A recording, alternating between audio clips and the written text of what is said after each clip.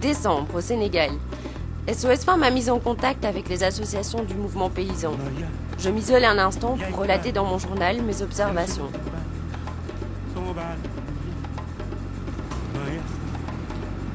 L'Afrique véhicule un certain fantasme, avec ses pratiques traditionnelles, ses relations sociales pures, des réseaux de solidarité familiale. Mais il y a aussi l'envers du décor, la pauvreté, l'insécurité alimentaire, autant d'enjeux qui peuvent expliquer pourquoi 1 milliard d'êtres humains ont faim à l'heure actuelle.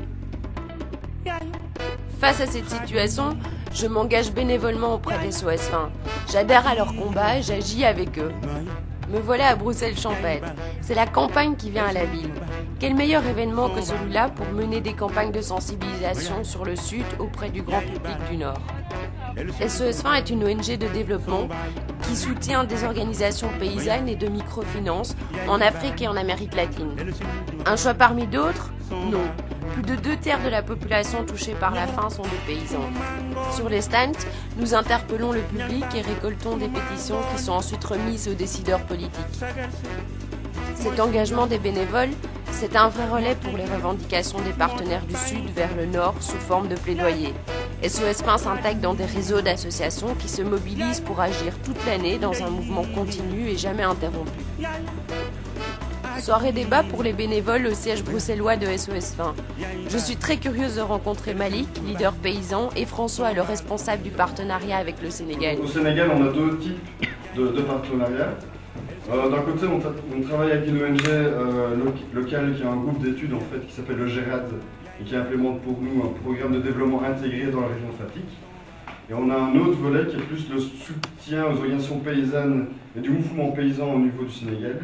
Nous, on soutient depuis plus de 20 ans maintenant la FONS, qui est la grande plateforme des organisations paysannes. Cette soirée a beaucoup nourri mes réflexions. Les discussions avec les acteurs de terrain me révèlent l'utilité et la pertinence de leur action et donnent un sens aussi à mon engagement personnel. J'aime la philosophie de partenariat qu'évoque ici Malik. Une certaine expertise. Donc c'est en 1992 que nous avons tissé un partenariat avec SOS Fin. C'est que c'est un partenariat qui est construit sur la durée, c'est un partenariat qui est construit dans la complicité, c'est un partenariat aussi qui se construit aussi dans la compréhension mutuelle et le respect mutuel. Mais SOS Fin a d'abord su nous responsabiliser, nous mettre en valeur et nous permettre aussi d'affirmer aussi notre identité à l'échelle régionale, même à l'échelle nationale.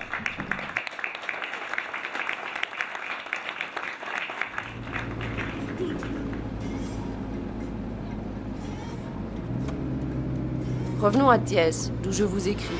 Au siège de la FONS, la Fédération Paysanne Nationale au Sénégal, partenaire de SOS Fin, Najirou, le secrétaire général, me confie quels sont les véritables enjeux de l'agriculture dans son pays. Céline, ce que tu veux savoir sur l'enjeu, l'enjeu a deux caractères, deux dimensions chez nous. La première dimension, c'est qu'on est composé d'exploitation familiale par l'intermédiaire de nos groupements. Mais le deuxième enjeu, c'est un enjeu plus politique. Quand on parle d'exploitation familiale, la connotation la plus dangereuse, c'est de croire que c'est quelque chose d'archaïque. Et en face de ça, nous essayons de mener un plaidoyer pour prouver, pour montrer que si on veut intervenir au Sénégal, et si on ne prend pas ça comme enjeu central, on est dans la périphérie. Ça, c'est un premier lieu. Deuxièmement, au niveau mondial, ça a été démontré que les exploitations familiales ont modernisé l'agriculture fondamentalement. Dans cet atelier de réflexion de la FONS, on travaille sur la stratégie du mouvement et sur la construction d'un plaidoyer autour de l'exploitation familiale rurale. La question du partage, tant avec les associations paysannes membres qu'avec les partenaires du Nord, est essentielle, car elle s'inscrit dans un réseau. C'est ce réseau qui permet de porter la dynamique tout entière.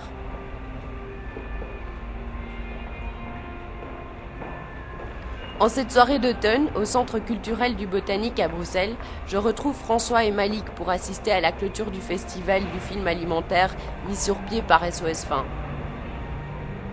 Ça fait quand même quelques années maintenant que SOS Fin et d'autres organisations tentent de mettre en correspondance les situations du Nord et les situations du Sud, en partant de l'hypothèse qu'un grand nombre de constats que nous pouvons faire sur les difficultés que rencontrent les producteurs du Sud à produire, à commercialiser, à vivre de leur travail, eh bien, se retrouvent également dans les pays du Nord. Ce festival offre un regard croisé sur l'agriculture au nord comme au sud. Madame Garicot, éleveuse au Burkina Faso et elle aussi partenaire de SOS Faim depuis plusieurs années, répond à une agricultrice wallonne sur la réalité de la production laitière dans son pays.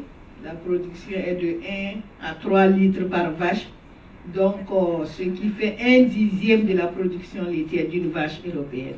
Donc on est très loin les uns des autres. Ce qui est étonnant, c'est que nos politiques du Sud miroitent tout ce qui se passe au nord.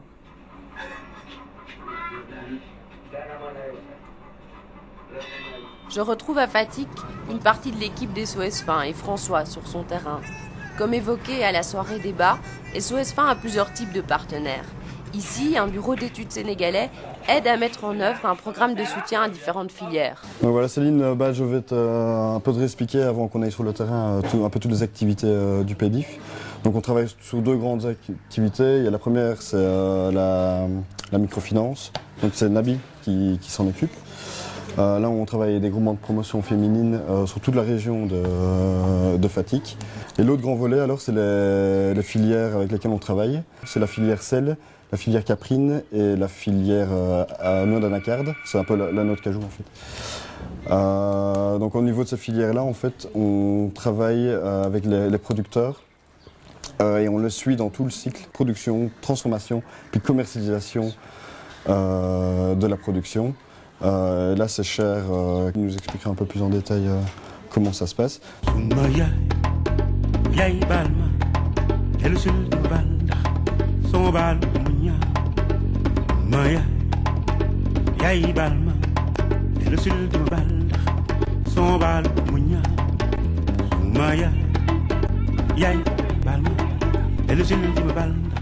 Il faut que je vous dise, même si ces belles images révèlent un parfum d'aventure africaine, ce ne sont pas elles qui justifient mon choix d'engagement auprès des SOS Faim, mais évidemment la cohérence de leur action.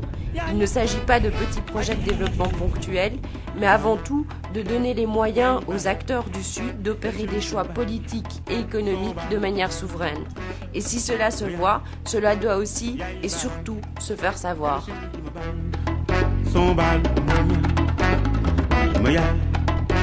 Yay, Balma.